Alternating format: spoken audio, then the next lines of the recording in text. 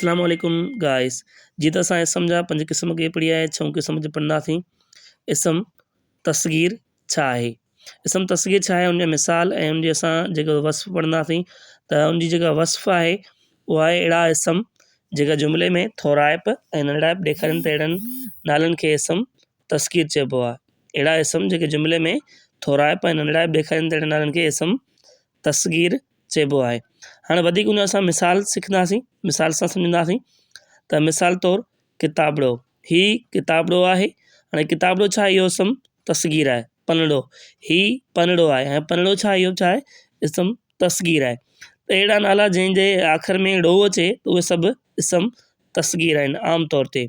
मिसाल तौरु हेरड़ो, गुलड़ो, थोरड़ो, नंढड़ो। त इहे सभु इसम तस्गीर आहिनि।